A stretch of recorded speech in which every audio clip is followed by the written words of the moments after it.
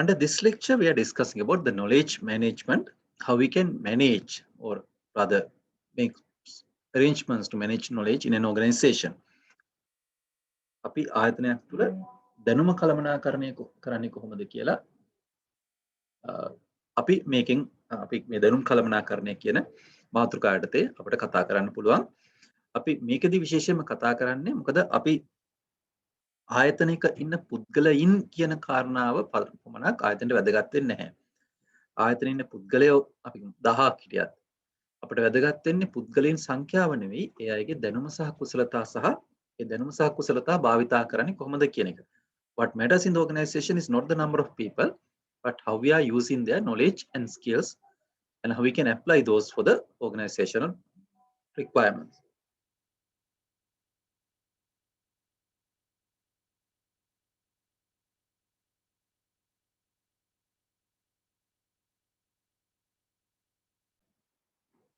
And when it comes to training and development, we need to identify the differences between these two concepts.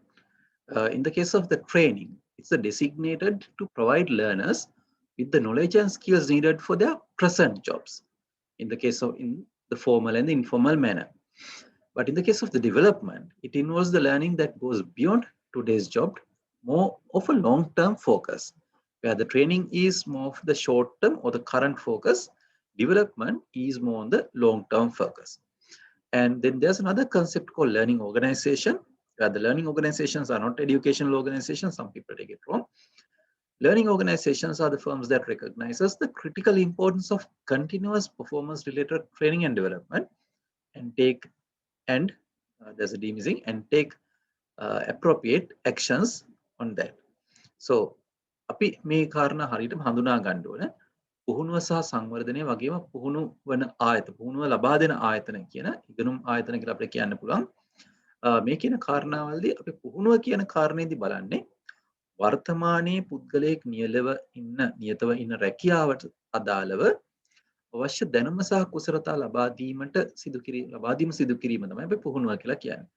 වර්තමානයේ පුද්ගලයා සිදු කරන රැකියාවට අවශ්‍ය දැනුම සහ කුසලතා ලබා දීම. හැබැයි සංවර්ධනය කියන එකෙන් අපි අදහස් කරන්නේ වර්තමාන රැකියාවට වඩා ඒ පුද්ගලයාට අනාගතේ අවශ්‍ය වෙන අනාගත රැකියා අභියෝගයන්ට මුහුණ දීමට අවශ්‍ය වෙන කුසලතා සහ දැනුම ආකල්ප සංවර්ධනයයි අපි සංවර්ධනය කියන එකෙන් කරන්නේ. ඒ වගේම තමයි ඉගෙනුම් ආයතන කියලා කියන්නේ ඉහළ කාර්යඵලයක් උදෙසා පුහුණුවේ සහ සංවර්ධනයේ වැදගත්කම හඳුනා ගැනීම නිසා ඒ සඳහා දීර්ඝ කාලීන නිවැරදි ක්‍රියාමාර්ග ගන්න ආයතන. මේ ආයතන හැම ආයතනයක් මෙහෙම කරන්නේ නැති නිසා තමයි අපිට මෙහෙම ආයතන වර්ගයක් විශේෂයෙන් සඳහන් කරන්න වෙලා තියෙන්නේ. මේ ආයතන හඳුනා ගන්නවා ඒ ආයතනයේ කාර්යඵලය සඳහා ඉහළ කාර්යඵලයකට පුහුණුවේ සහ සංවර්ධනය අවශ්‍යයි කියලා ඒ සඳහා ඒගොල්ලෝ නිවැරදි ක්‍රියාමාර්ග ගන්නවා.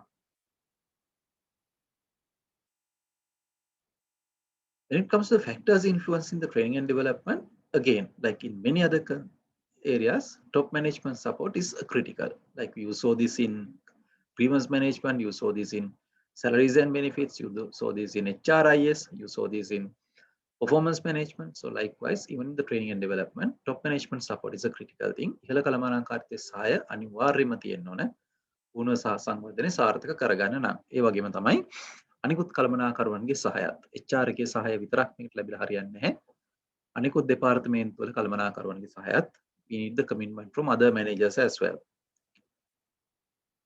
And then the technological advances, of course, like when we were moving from the documentation to HRIS, you saw like it becomes a training and development need. But අපි දැක්ක ලිපිගුණ කරණේ ඉඳන් මානව සම්පත් තොරතුරු පද්ධති වලට අපි ගමන් කරනකොට තාක්ෂණයේ දියුණුව ඒක කොච්චර බලපානවද කියලා පුහුණුවට. ඒක නිසා තාක්ෂණික දියුණුවත් ඉතාමත් වැදගත් ෆැක්ටර් එකක් බවට පත් වෙනවා. ආයතනයේ තියෙන සංකීර්ණත්වය, ආයතනයේ විශාලද කුඩාද ආයතනයේ ප්‍රමාණය මේ දේවල් අනිවාර්යෙන් බලපෑමක් ඇති කරනවා. ඒක නිසා පුහුණුව සහ සංවර්ධනය අපි සංවිධානය කිරීමේදී අපිට මේ areas ගැන අපිට හොඳ අවබෝධයක් තියෙන්න ඕන. In addition to that, we need to look at the training and development process. First, we start with the determining the training and development needs. First, we identify the training and development needs of the employees. එයාගේ පුහුණු සහ සංවර්ධන අවශ්‍යතා හඳුනාගෙන අපි ඒක විශ්ලේෂණය කරනවා. මොන වගේ අවශ්‍යතාවද තියෙන්නේ අපිට මොනවද ඒකට කරන්න අවශ්‍ය වෙන්නේ කියලා. ඒකෙදි අපි මේ පුහුණු අවශ්‍යතා සඳහා අරමුණු ස්ථාපනය කරනවා. We establish the objectives and then we select the training and development methods. අපි තෝරා ගන්නවා කොයි වගේද මේ අයව පුහුණු කරන්න පුළුවන් කියලා. අපි තටින් කතා කරනවා මොනවද තියෙන ක්‍රමවේද කියලා. ඒ වගේම තමයි training and development program එක අපි implement කරනවා ඊට පස්සේ මේ තියෙන අවශ්‍යතාව වලට මේ තියෙන ක්‍රමවේද අනුව අපි ඒක සංවර්ධන වැඩසටහන පුහුණු හෝ සංවර්ධන වැඩසටහන පවත්වලා ඊට පස්සේ අපිට පුළුවන් ඒක සමාලෝචනය කරලා බලන්න අපි හඳුනාගත් පුහුණු අවශ්‍යතාවයට අපි මේකෙන් යම්කිසි දෙයක් කරාද ඒක ඉෂ්ට වුණාද කියලා අපිට බලන්න පුළුවන් by evaluating the training and development program.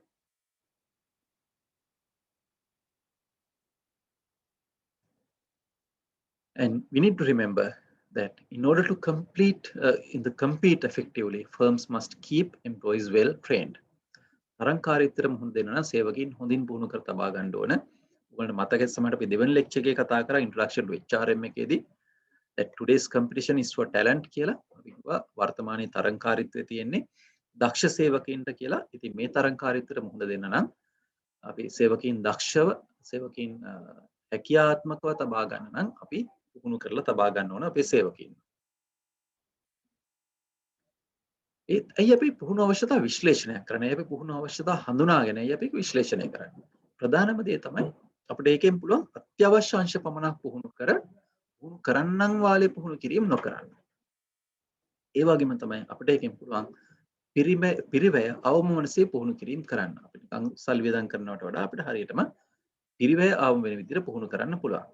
ඒ වගේම තමයි ආයතනයේ තත්ත්වය දැනගන්න පුළුවන් අපිට පුහුණු අවශ්‍යතා හඳුනා ගැනීම තුළින් සේවකයෝ මොන වගේද දේවල් දකින්නේ, සේවකීන්ගේ මානසිකත්වය කොයි වගේද මේ වගේ දේවල් අපිට බලන්න පුළුවන්. සහ කළමනාකරුවන්ගේ සහ සේවකීන්ගේ සහාය ලබා ගැනීමත් මේකෙන් කරන්න පුළුවන්. මොකද ඒ අයට තේරෙනවා මේ චාරකින් training and development needs හරියට හඳුනා ගන්නවා. මේක හරිය සීරියස්ලි කරන දෙයක්. ඒක නිසා ඒගොල්ලෝගේ සහාය ලබා ගන්න පුළුවන්. ඒ වගේම තමයි ආයතනයේ ගැටලුවක් සම්බන්ධ රෝග ලක්ෂණ සහ රෝග නිදානය වෙන් කරගන්න හඳුනාගෙන පුළුවන්. උදාහරණයක් හැට ආයතනයේ අලව්‍යංශයේ ආදායම පහළ වැටෙමින් තියෙන වෙලාවක කෙනෙකුට එකපාරට කියන්න පුළුවන් රයිට් මේගොල්ලගේ ස්කිල්ස් මදි ඒක හන්ද අපි මේගොල්ලන්ට ට්‍රේනින්ග් එකක් දෙන්න ඕන සේල්ස් ඇන්ඩ් මාකටිං ගැන කියලා. හැබැයි අපි ට්‍රේනින්ග් අපි පුහුණු අවශ්‍යතාව විශ්ලේෂණයක් කරොත් හරියටම හඳුනා ගන්න පුළුවන්. ඇත්තටම මේ ගැටලුව තියෙන්නේ සේවකයින්ගේ දැනුමේ හෝ කුසලතාවයේ මදකමක්. එහෙම නැත්නම් අපේ ආයතනයේ තියෙන කාණ්ඩ හා සේවාවේ ප්‍රශ්නයක්ද කියලා අපිට හඳුනා ගන්න පුළුවන්. ඒ නිසා රෝග ලක්ෂණය බවට පත් වෙන්නේ තෙන්දී ආදායම පහළ යෑම රෝග නිදානය බවට පත් අපිට හඳුනා ගන්න පුළුවන් මොකක්ද හරියට ඇත්ත කාරණේ කියලා. ඉතින් මේ දේ අපිට තෝරා ගන්න පුළුවන් නිවැරදි පුහුණු අවශ්‍යතා විශ්ලේෂණයක් තුලින්. To do the avoid training for training's sake and target areas of greatest needs, because organizations don't have all the money in the world for training and development. So what they are investing on training, they need to do it on cost-effective manner and by prioritizing the requirements. So they can do this by having a proper training need analysis, and they can support cost-effective training. And at the same time, it gives information on the organization's climate and get commitment from managers and employees because they know that HR is doing something serious. They see that it's happening in this way, and it separates the symptoms from the causes. Because as an example, when we see that the revenue of the sales department goes down, somebody might say, yeah, it's because people are not skilled enough. So you send them for a training on sales skills, and even the following week or the following month, still the revenue goes down. To see ultimately, it's not their skills, but the bad quality of the goods and the services. So when we do the training need analysis, we can see what are the symptoms and what are the causes.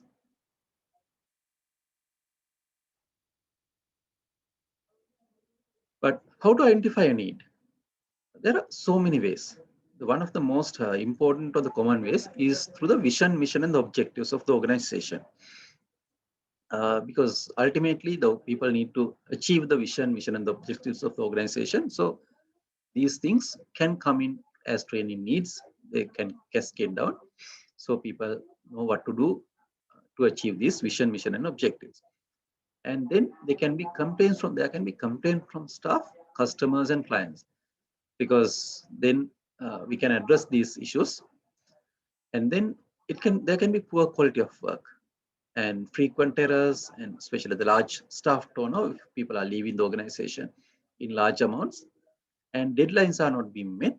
That's also another one, because then there can be issue with that related to this one. And when new equipments and systems are being introduced, that also can be taken as a training need. මොකද අලුතෙන් උපකරණ හඳුන්වා දුන්නොත් ඒක භාවිතා කරන්න අපිට පුහුණුවක් ලබා දෙන්න වෙනවා. ඒ වගේම තමයි අවශ්‍ය වෙලාවට වැඩ නිමා කරන්න නැත්නම් සේවකයෝ ඒක අනිවාර්යයෙන්ම පුහුණු අවශ්‍යතා හඳුනා අපිට පුහුණු අවශ්‍යතාවක් ලෙස හඳුනාගෙන පුහුණුවක් ලබා දීමෙන් ඒක අපිට කරගන්න පුළුවන්. ඊට අමතරව සේවක හැරයම් වැඩි වෙනවා නම් හොඳ සේවකයෝ නිරන්තරයෙන් හැර යනවා නම් අපිට ඒක හඳුනා ගන්න පුළුවන් පුහුණු අවශ්‍යතාවයක් කියලා. සේවකින් අතින් සිදුවන ගුණාත්මක බව අඩු වීම. එහෙම නැත්නම් නිරන්තර වැරදි අපිට පුහුණු අවශ්‍යතා හිට හඳුනා ගන්න පුළුවන්. පාරිභෝගිකයින්ගෙන් වගේම අනිත් සේවකින්ගෙන් ලැබෙන පැමිණිලි, විශේෂයෙන් පාරිභෝගික පැමිණිලි අනිවාර්යයෙන්ම ඉතාමත් වැදගත්. ඒ වගේම තමයි ආයතනයේ දැක්ම මෙහෙවර සහ අරමුණු තමයි ආයතනයේ සේවක ඉෂ්ට කර ගන්න ඕනද ආයතනයේ වැඩ කිරීමෙන්. ඉතින් මේ දේවල් තුලින් අපිට මේක පුහුණු අවශ්‍යතා හැට අපිට හඳුනා ගන්න පුළුවන් වෙනවා. Training and development methods, there can be many, and we are here mentioning few. We'll be discussing the training and development methods in detail in the next lecture, where the classroom programs are there, the mentoring and the mentors are there, outdoor activity-based trainings are there, which is very popular, which was very popular at times. And there are simulations, distance learning and video conference like what we are doing at the moment. On the job training, job rotation and internships. පුහුණු සංවර්ධන අවශ්‍යතා අපි හඳුනා අපි ක්‍රියාත්මක කිරීමේදී අපි අවශ්‍යයි හඳුනා ගන්න මොන වගේද අපි මොන ක්‍රමවේදයක්ද භාවිතා කරන්න කියලා මේ ගැන අපි කතා කරනවා ඊළඟ දේශනාවේදී වඩා විස්තරාත්මකව. ඒකදී අභ්‍යාසලාභී විදිහට වැඩ කරන්න පුළුවන්. එහෙම නැත්නම් රැකියා භ්‍රමණය අපිට රැකියා අතරේ මාරු කරන්න පුළුවන්. ඒ වගේම රැකියාවේ වැඩ කරන ගමන් අපිට සේවකයෙක් පුහුණු කරන්න පුළුවන්. අපි දැන් මේ කරන්න වගේ දුරස්ත ක්‍රම භාවිතා කරන්න පුළුවන්. රැකියාවේ ප්‍රශ්න වලට අදාළ සමාන අවස්ථා උදාහරණයකට අපි ගිනිවීමේ පුහුණුවක් ලබා දීමේදී අපි ගින්නක් ඇති කරලා පොඩි ගින්නක් ඇති කරලා අපි ගිනිවීම උපකරණ භාවිතා කරන්න කියා දෙනවා. ඒ වගේම තමයි බහැරගත ක්‍රියාකාරකම් තුලින් එළියේ ඉලා ක්‍රියාකාරකම් තුලින් ඉගෙන ගන්න පුළුවන් ට්‍රේනින් ඇන්ඩ් ඩෙවලොප්මන්ට්ස් අපි හඳුන්වන්න කරන්න පුළුවන්. හැකියාවෙන් යුතු එහෙම නැත්නම් තනතුරෙන් ඉහළ එහෙම නැත්නම් පළපුරුද්දෙන් ඉහළ සේවකයෙක් හොඳ සේවකයෙක් යටතේ පුහුණු කරවන්න පුළුවන්. ඒ වගේම ඉතාමත් ජනප්‍රිය ක්‍රමය තමයි පන්ති කාමර තුල අපිට වැඩසටහන පවත්වන්න පුළුවන්.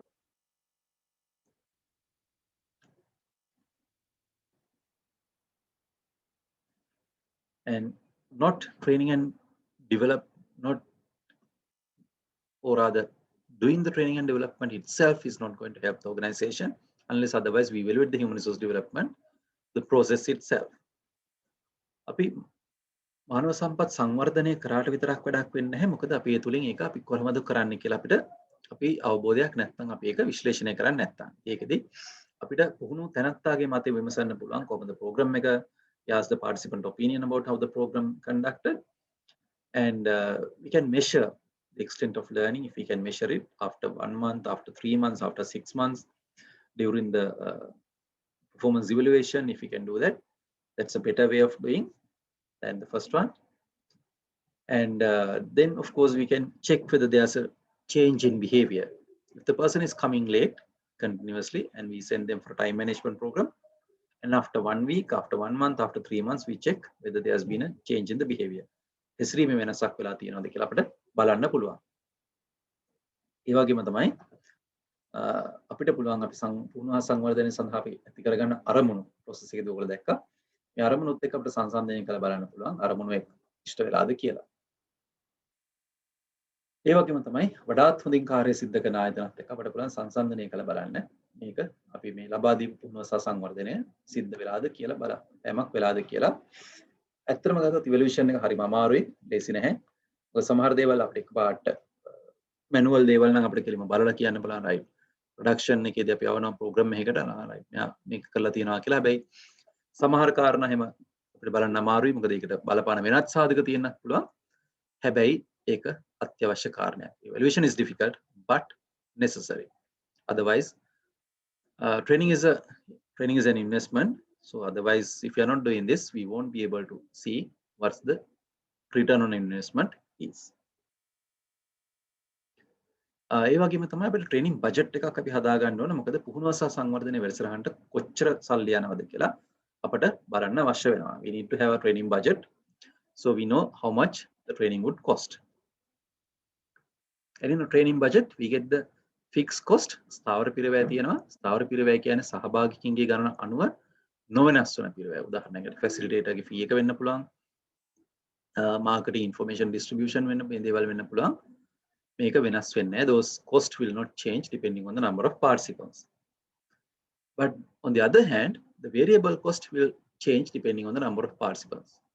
As an example, the printing of the handouts, food for the participants, those things will vary. සහභාගීන් ගන්න අනුව වෙනස් වෙනවා විචල්්‍ය පිළිවෙල. ඉතින් මේ දෙක අපි බලලා අපිට පුළුවන් ට්‍රේනින් බජට් එකක් හදා ගන්න, ඒ අනුව ප්‍රතිර්ණය කරන්න පුළුවන්.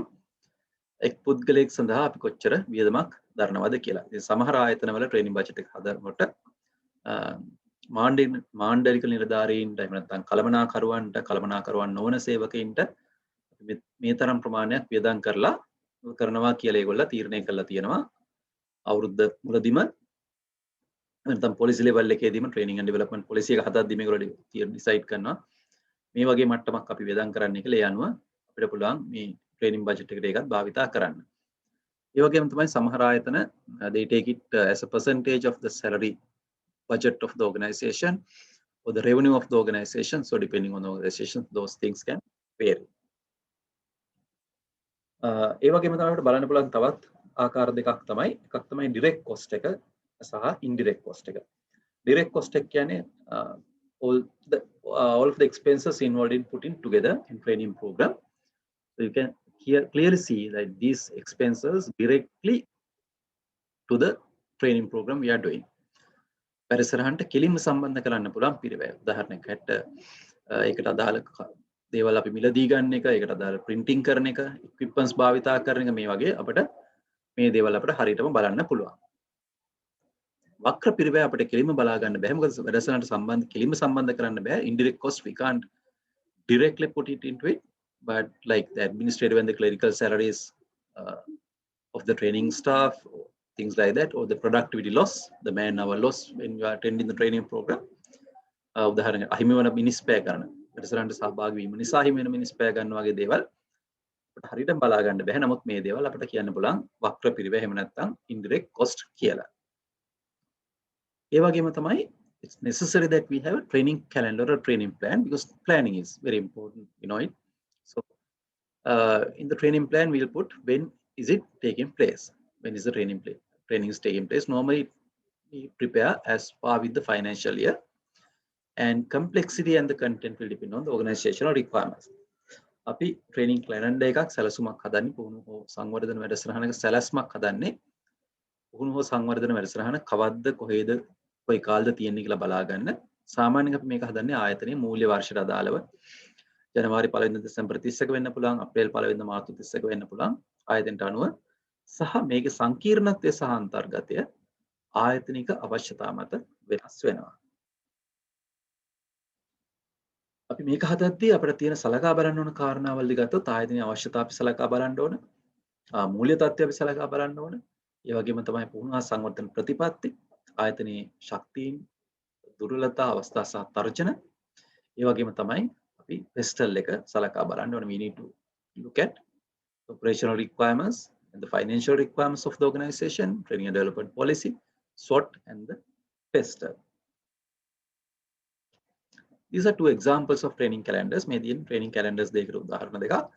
ආයතනයේ සේවකයන් සංඛ්‍යාව ඉතාමත් අඩු ප්‍රමාණයක් නම් ඉන්නේ. අපිට එක්කෙනාට මේ වගේ හදන්න පුළුවන්. නම් සඳහන් කළා අපි හඳුනාගත්ත සංවර්ධන අවශ්‍යතාව සඳහන් කරලා කොයි කාලයක ලබා දෙන්නේ කියලා සඳහන් කරන්න පුළුවන්. හැබැයි විශාල ආයතනයක් නම් සමාජයට අපිට department wise තියෙන training needs අපිට මේ වගේ හඳුන්වා දාන්න පුළුවන්. So this is basically about the training and development of the organization.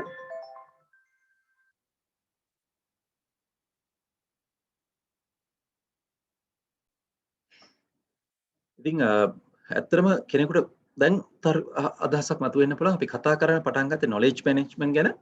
හැබැයි කතා කරේ training and development ගැන කියලා. ඉතින් මම ඒකයි කිව්වේ අපි ආයතනයේ දැනුම කියන එක අපිට අපි සකස් කරගන්න ක්‍රමවේදය තමයි අපි ආයතනයේ සේවකයන්ට ලබා දෙන පුහුණුව සහ සංවර්ධනය. පුහුණුව සහ සංවර්ධනය තුළින් අපි සේවකයන්ගේ දැනුම කුසලතා සහ හැකියාවන් වර්ධනය කරනවා. ඉතින් මේ ලබා දෙන දැනුම කුසලතා සහ හැකියාවන් වර්ධනය කර ගැනීමේ ක්‍රියාවලිය තමයි පුහුණුව සංවර්ධන ක්‍රියාවලිය වෙන්නේ. එතකොට මේ ක්‍රියාවලිය තුළින් තමයි අපි උත්සාහ කරන්නේ මේ දැනුම සහ කුසලතා කළමනාකරණය කරගන්න. ඒක නිසා මේකත්‍රම දැනුම සහ කුසලතා වර්ධනය අපි කළමනාකරණයේ තියෙන මූලික අදියරක් බවට පත් වෙනවා. So people might think, okay, we started discussing about knowledge management, but then we discussed about training and development.